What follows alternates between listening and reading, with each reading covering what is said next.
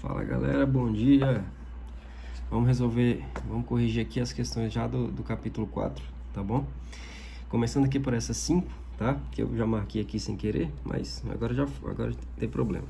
Ele mostra aqui, ó, nessa questão 5, um diagrama, né, representando 3 curvas isotérmicas, tá? Essas curvas aqui tem o nome de isoterma, tá? A transformação se chama isotérmica, mas essas curvas, tá, em decorrência da transformação isotérmica, se chamam isotermas, tá? É um pouquinho diferente, beleza? E aí ele fala aqui, ó, o diagrama representa 3 isotermas, T1, T2 e T3, e ele quer saber, referente à mesma amostra de gás perfeito, aí ele quer saber quais dessas alternativas aqui que você pode, qual das alternativas que você pode afirmar a respeito dessas 3 isotermas, beleza? Bom, na isoterma é o seguinte, quanto mais para cima, ou seja, quem tiver uma pressão maior, né, uma curva de pressão maior, você vai ter um valor maior para a sua temperatura. E aí no caso aqui das alternativas, nessa alternativa B, você tem aqui dizendo que a T3 é maior que a T2, que é maior que a T1, né? Ou, no caso aqui, está ao contrário, né? T1 é menor do que T2, que é menor do que T3. É a mesma coisa, né? E aí, sendo assim, fica sendo a nossa resposta. Tranquilo? Se você tiver dúvida com isso, você pode olhar aqui o exemplo na página 69, se não me engano. 69. Tá? Que ele vai aqui, que ele está usando, inclusive, um gráfico muito parecido, tá? Para te explicar o problema dessa questão. Tá certo? Vamos agora para a questão 6. Na questão 6, ele faz um diagrama também, só que agora com uma transformação isobárica. Transformação isobárica é uma transformação com pressão constante, tá bom? E aí ele coloca um eixo aqui, ó, de temperatura por volume. Nesse gráfico aqui tem um erro, tá? Qual é o erro que ele colocou aqui, ó? Ele colocou os dois segmentos de retas chegando na origem. E isso não pode acontecer, tá? Isso aqui não pode acontecer. Por quê? Porque se você faz isso aqui num eixo que tem temperatura, você está admitindo que a temperatura pode chegar num valor zero. E essa temperatura ela sempre estará em Kelvin, tá? E isso não pode acontecer. O 0 Kelvin não é atingível, tá? Ele é impossível de acontecer. Ele é impossível de ser alcançado, tá? Então isso aqui, ó, é um erro. Não pode chegar aqui na origem aqui do gráfico, tá?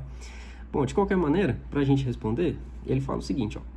Com base nesses dados, pode-se afirmar que... Aí ele te dá algumas alternativas a respeito desses dois segmentos de retas aqui, ó. P1, que é o de rosa, e o P2 de azul, tá? Gente, é o seguinte, quanto menos inclinado, tá? Quanto menos inclinado tiver o seu segmento de reta, maior vai ser a pressão dele, tá? Ou seja, quanto mais rápido você atingir esse eixo aqui da temperatura, né, quanto ele mais para baixo ele tiver, enquanto ele estiver mais próximo aqui da temperatura, maior vai ser essa pressão. Beleza? Então, quanto a essa inclinação, em termos de inclinação, né? Quem tiver um ângulo, uma inclinação, vou chamar de θ aqui eu vou chamar de alfa. Quem tiver uma inclinação menor, ele vai ter um valor de pressão maior. Ou seja, P1, nesse caso aqui, P1 vai ser maior que P2. Tá bom? Tem alguma alternativa dessa aqui, ó? Nessa alternativa B, ele fala que P2 é menor que P1, que é a mesma coisa que sendo P1 maior do que P2, né? Então fica sendo aqui a nossa letra B. Certinho? Vamos para 7. Vamos para 7, tá? Nessa questão 7, ele fala assim, ó.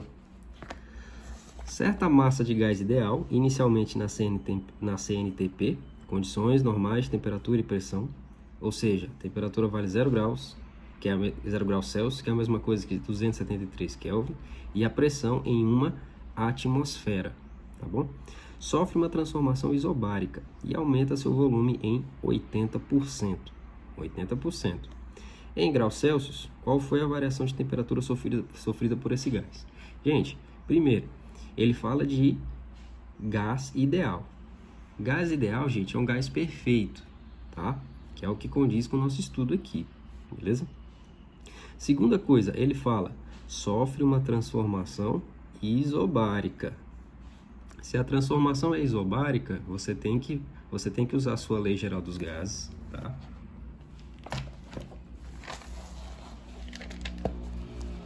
Ele fala aqui na 7, né? Isobárica.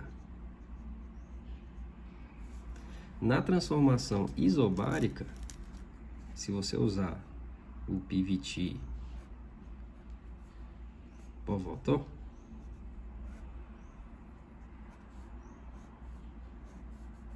isso antes, isso aqui depois, tá? Usando aqui o PVT Povoltó, ele fala que é isobárica.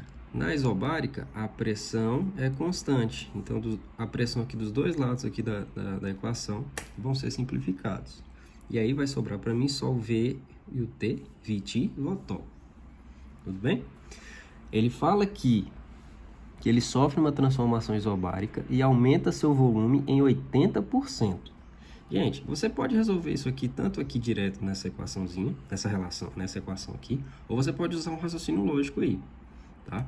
Porque ele fala o seguinte, ó, se esse gás tem um volume V e uma temperatura que ele fala lá que é 273 Kelvin,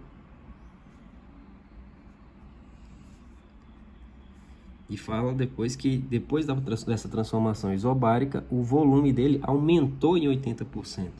Para ele aumentar em 80%, esse volume aqui, ó, vou botar de outra cor, esse volume aqui, ó, para ele aumentar 80%, ele tem que ser o próprio V mais 80% dele mesmo, de V. Porque assim ele tem um aumento, ele tem uma adição de volume de 80%, tá bom? Nesse caso, 80%, tá, gente, é a mesma coisa que 0,8. Então, vai ser V mais 0,8 V.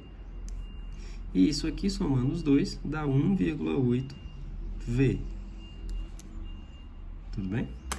Beleza? Então, aqui embaixo, nessa nossa linha, vai ficar 1,8 V sobre a temperatura que ele quer descobrir. Que ele pergunta quanto que vai ser a variação, mas ele pergunta quanto que vai ser a variação, né? Em Celsius, né? Aqui você vai achar em Kelvin. O que você vai fazer aqui agora? Simplifica o V com V, né? Que eles são os mesmos, beleza? E multiplica cruzado.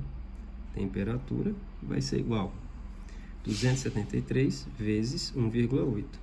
273 vezes 1,8, tá? Isso aqui vai dar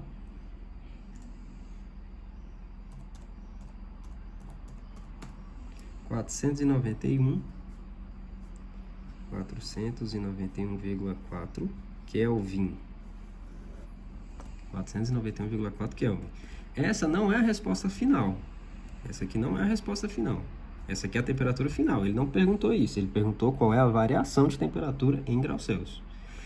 Para você fazer essa variação de temperatura, o que você faz? Ora, a temperatura inicial dele não era 273? Então, você faz a variação. 491,4 menos 273, tá?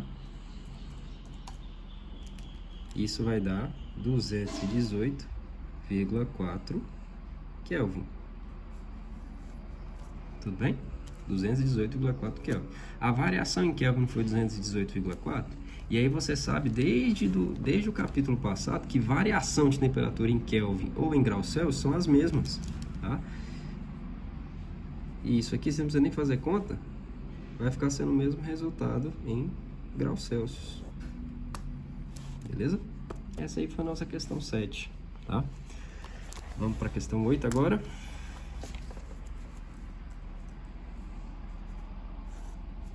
Na questão 8, ele fala assim, ó. Certa massa de gás perfeito está em um recipiente de volume constante. Opa, ó, volume constante. Se é volume constante, a transformação é isométrica, tá? Ou isocórica. No início, a temperatura do gás é de 47 graus Celsius. Já está errado. 47 graus Celsius você não pode usar graus Celsius, tem que usar em Kelvin, tá? Tem que converter. E a pressão registrada é equivalente a 100 milímetros de mercúrio. Não tem problema, você pode usar essa unidade aqui sem problema nenhum, tá? Milímetros de mercúrio, milímetros de Hg, é uma unidade de pressão, tá? O pessoal da saúde usa muito essa unidade aqui. Qual será a nova pressão do gás se a sua temperatura for alterada para 207 graus Celsius? Também tem que converter, né? Então, vamos por partes aqui, ó. Primeira coisa, ele fala a temperatura inicial, ele coloca com 47 graus Celsius. E isso aqui são quantos Kelvin, né? 47 mais 273, não é isso?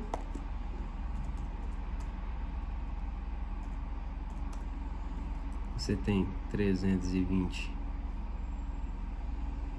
Kelvin. A outra temperatura, 207 graus Celsius. 207 mais 273. Isso aqui vai dar 480 Kelvin.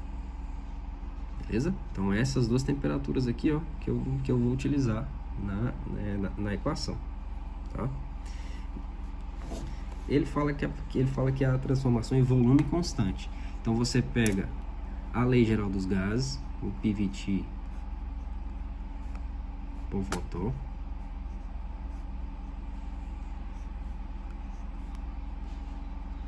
inicial, final. Como ele falou que o volume é constante, né? Então os dois V's aqui, ó, os dois de volume aqui, ó, vão ser simplificados. Certinho? E aí vai sobrar PT, Voltor. É o que falta, beleza?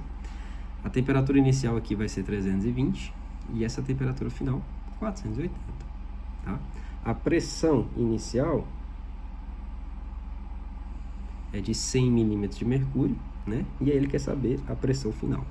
Então isso aqui vai ser 100 sobre temperatura em 320 é igual pressão, eu quero saber, sobre 480. Vamos simplificar aqui, ó, esse zero com esse zero, beleza? E multiplica cruzado para você resolver o seu problema.